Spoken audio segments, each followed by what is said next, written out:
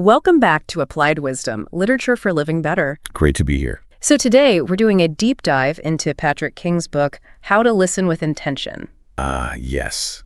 A really important one. Definitely. It's kind of ironic, isn't it? We've got all this tech connecting us, but sometimes it feels like we're drifting apart in terms of really connecting, actually listening. Absolutely. And King hits that nail right on the head. He points out how often conversations just become, well, two monologues. Yeah. People waiting for their slot to speak. Exactly. Instead of truly absorbing what the other person is saying, it's less dialogue, more verbal turn-taking. And King's core idea, this intentional listening, it's not passive.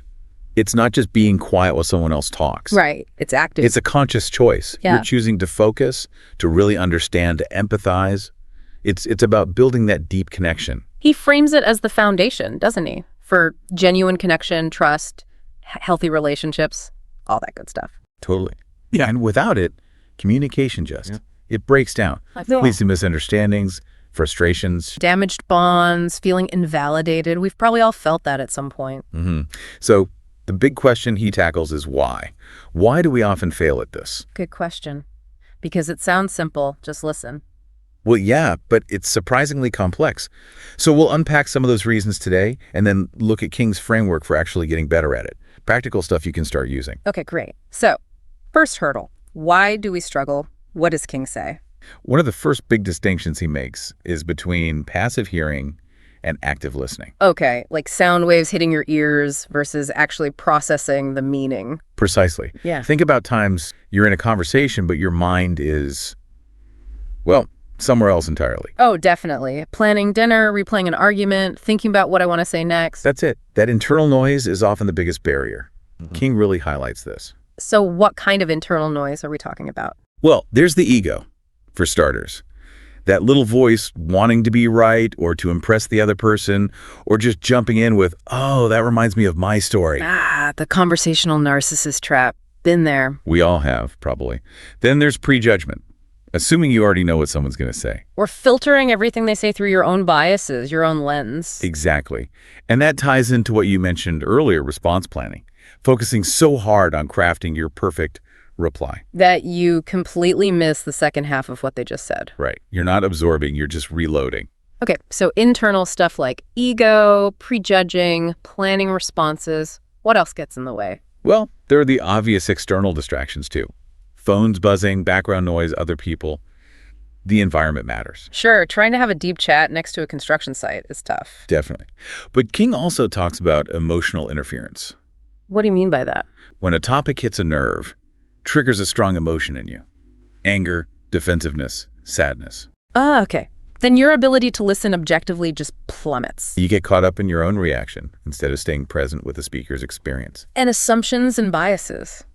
Those mental shortcuts we all use, they can lead to massive misinterpretations, right? Huge ones.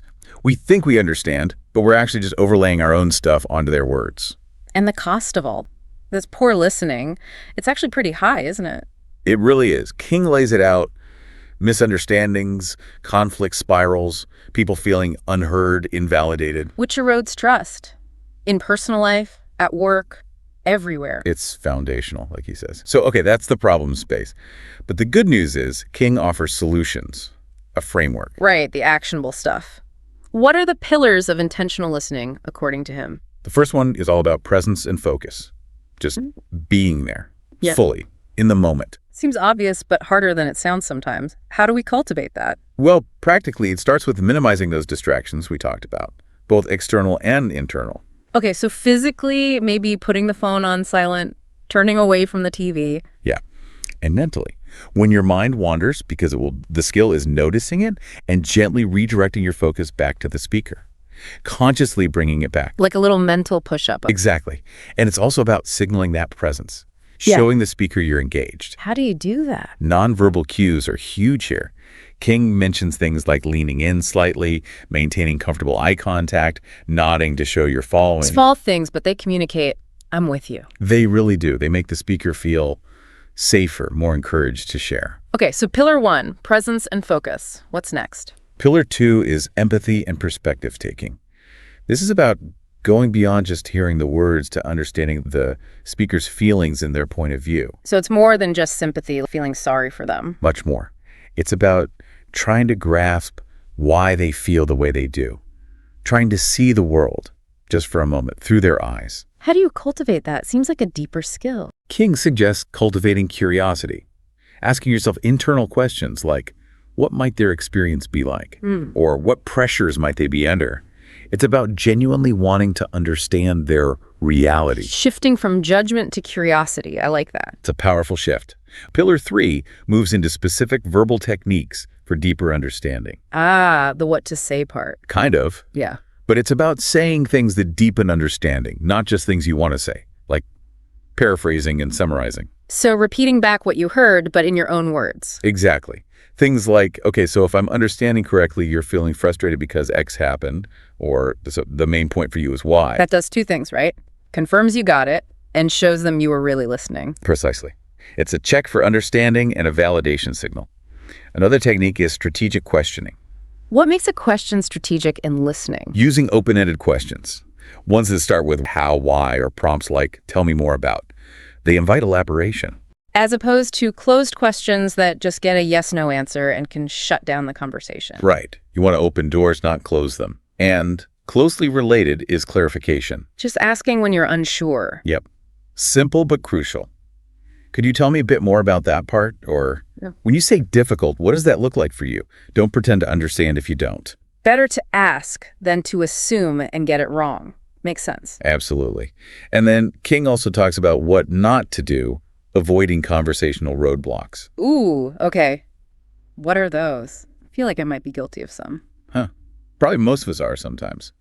Things like interrupting constantly, abruptly changing the subject back to yourself. Okay, yeah. Offering unsolicited advice when someone just wants to vent.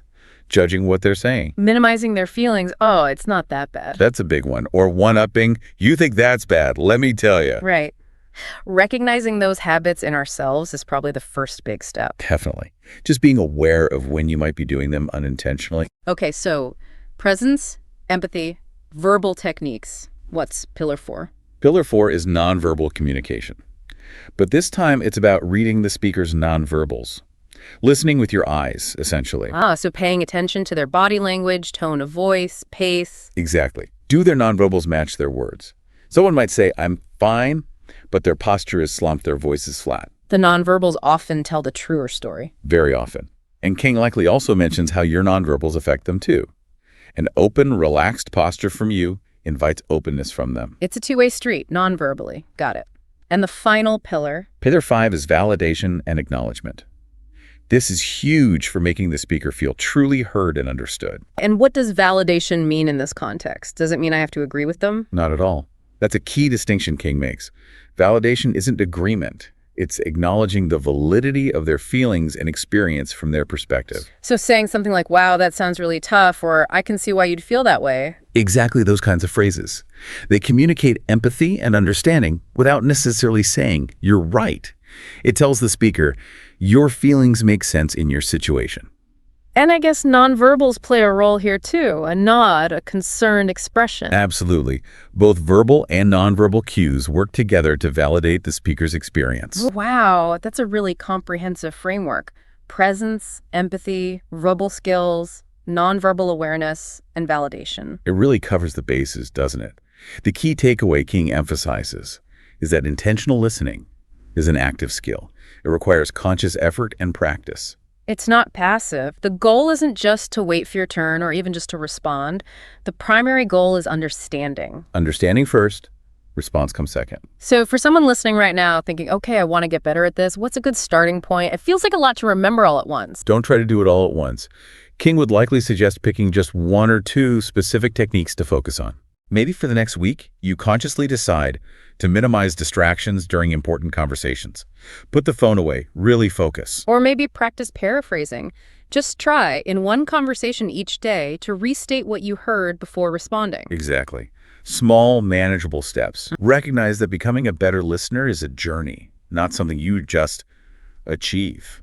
Be patient with yourself. That's good advice. It's a practice like mindfulness or any other skill development. It really is. Consistent effort over time makes the difference. Well, this has been incredibly insightful, really unpacking Patrick King's ideas from how to listen with intention. It's such a powerful reminder that true connection, those strong relationships we all want, they really do begin with truly hearing and understanding another person. Absolutely. Moving beyond just waiting to talk and really choosing to be present and understand, it can change the dynamic of our interactions completely. It really can. So focus on that presence, cultivate empathy, use those verbal skills like paraphrasing and asking good questions, pay attention to nonverbals, and remember to validate. Small steps can make a big difference. Well said. Thank you for joining us on Applied Wisdom, Literature for Living Better. Stay tuned for the next one. Like and subscribe if this helped you. It really helps the channel.